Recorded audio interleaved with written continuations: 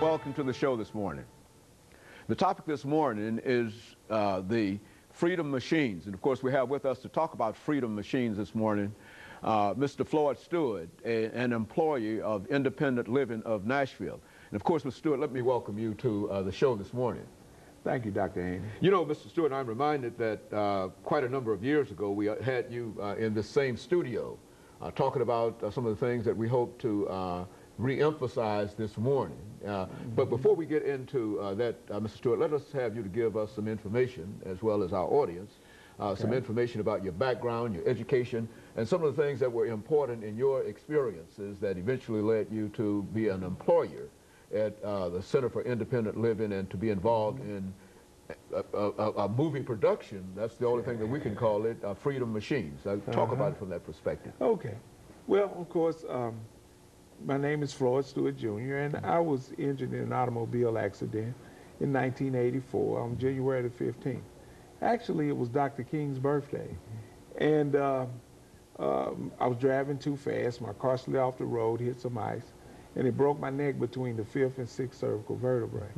Of course, I had to go to rehab, spend time in rehab in the hospital and whatnot. And once I left rehab, I was able to get involved with the Division of Rehabilitation Services for the state of Tennessee, and they helped me to enroll at Middle Tennessee State University in 1985, and I graduated in 1989 with a degree in psychology.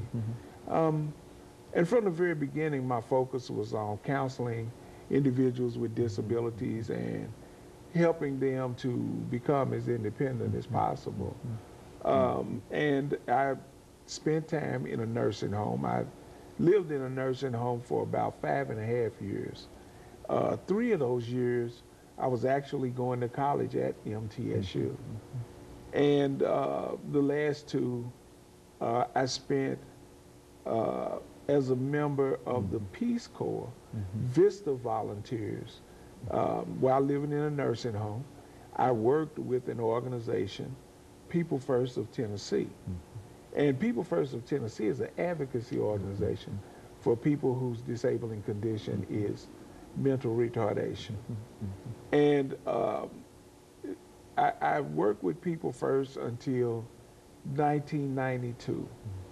And in September of 1992, I left People First of Tennessee and went to work for the Center for Independent Living of Middle Tennessee, where I'm employed today. I've been there 12 years. And my official title is Independent Living Advocate.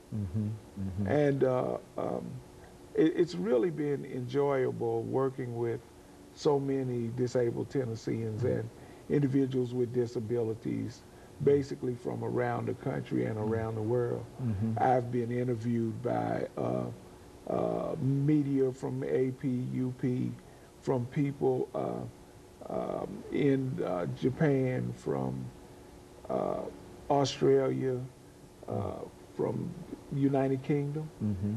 I've been interviewed by people from all around the world about the Americans with Disabilities Act and its impact on everyday activities of daily living. And also, I think, Stewart, you've been interviewed by Dr. James Haney, because I think we had you here many years ago. But let's see, and of course, we're just about ready for our first commercial break here.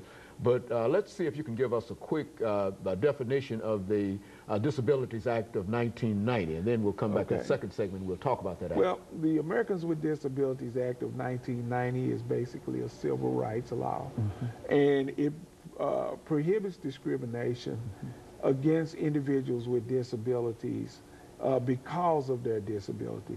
Basically, it gives a person who is disabled a equal shot at employment, education, programs, and physical access to facilities such as this beautiful facility.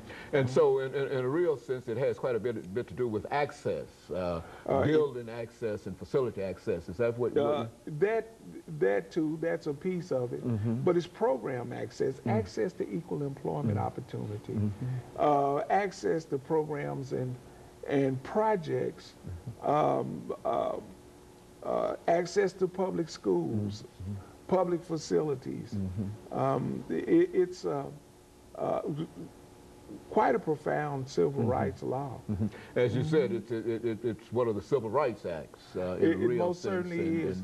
and guarantees essentially the same thing for people with disabilities as other Civil Rights Acts. And of course, Ms. Floyd, correct. let us take this commercial break right quick, and then we'll be back to the second segment and give you an opportunity to talk about other things. Yes, sir. And we'll be back with you following this very, very short commercial break. Talking to Mr. FStewart.